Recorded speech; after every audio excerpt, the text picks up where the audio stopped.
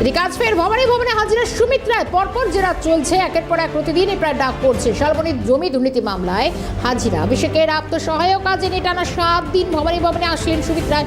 জেলবন্দি সুজয় হাজরাকে গ্রেপ্তারের পর উঠে আসে সুমিতের নাম।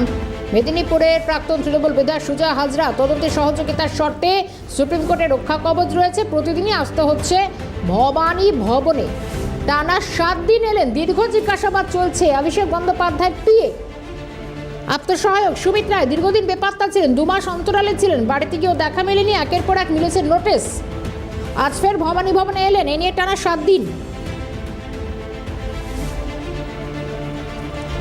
টানা 7 দিন ভবানী ভবনে সুমিত রায়। একের পর এক দীর্ঘ লম্বা জিজ্ঞাসাবাদ চলছে সুমিত রায়। আজকে জমি কেলেঙ্কারি মামলায় এই তলব শালবনী থানায় তার এগেন্স্টে যে অভিযোগ করা হয়েছিল। পরপর টানা 7 দিন ভবানী ভবনে অভিষেকের আত্মসহায়ক সুমিত রায়।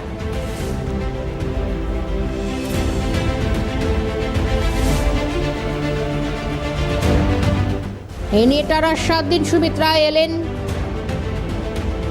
অভিষেক বন্দ্যোপাধ্যায়ের আত্মসহায়ক সুমিত রায়, দীর্ঘ জিজ্ঞাসাবাদ। সুমিত রায় প্রতিদিন নিয়ম করে আসছেন, রয়েছে সুপ্রিম রক্ষা কবচ। একের পর এক জিজ্ঞাসাবাদও চলছে সুমিত রায়ের।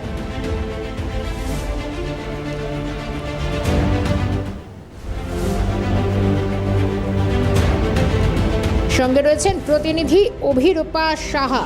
অভিরূপা, এ নিয়ে টানা পরপর 7 দিন ভবানী ভবনে সুমিত রায়। অভিরূপা, সুমিত রায়কে আজকে ফের ডেকে পাঠানো হয়েছে। অভিষেক বন্দ্যোপাধ্যায়ের আত্মসহায়ক সুমিত রায় শালবনীর জমি দুর্নীতি মামলায় ফের তাকে ডেকে পাঠানো হয়েছে ভবানী ভবনে।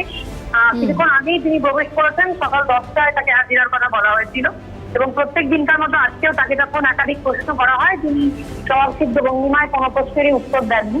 এর আগে তাকে একাধিক ইস্যুতে জিজ্ঞাসাবাদ করা হয়, তার মধ্যে দেবদার চাকরি দুর্নীতি যেমন ছিল, ঠিক তেমনই শালবনীতে এই জমি দুর্নীতি, যেখানে অভিযোগ ওঠে প্রায় 300 একর জমি আত্মসাৎ করার অভিযোগ, সরকারি জমি, এবং সেটার চরিত্র বদলে ভুয়ো দলিল বানিয়ে বহু মানুষের কাছে সেগুলি বিক্রি করা হয়েছিল লক্ষ লক্ষ টাকার বিনিময়ে। এই নিয়ে সুমিত রায়কে মোট 7 দিন ধরে লাগাতার জিজ্ঞাসাবাদ করছেন ভবানী ভবনের যারা সিআইডি অফিসিয়ালস রয়েছেন তারা। আজকেও এই জিজ্ঞাসাবাদ পর্ব শুরু হয়েছে। মূলত একাধিক ব্যাংকিং এবং ডিজিটাল যে এভিডেন্স, সেগুলি সংগ্রহের কাজ ইতিমধ্যেই শুরু করেছেন তারা। এবং সুমিত রায়কে জিজ্ঞাসাবাদ করে কাদের থেকে এই জমি দেওয়ার বিনিময়ে টাকা নেওয়া হয়েছিল, কত টাকা করে নেওয়া হয়েছিল, এই সমস্ত ডিটেলস ইতিমধ্যেই খতিয়ে দেখবার কাজ শুরু করেছেন সিআইডির যারা গোয়েন্দারা রয়েছেন তারা। শর্মিষ্ঠা, ধন্যবাদ অভিরূপা।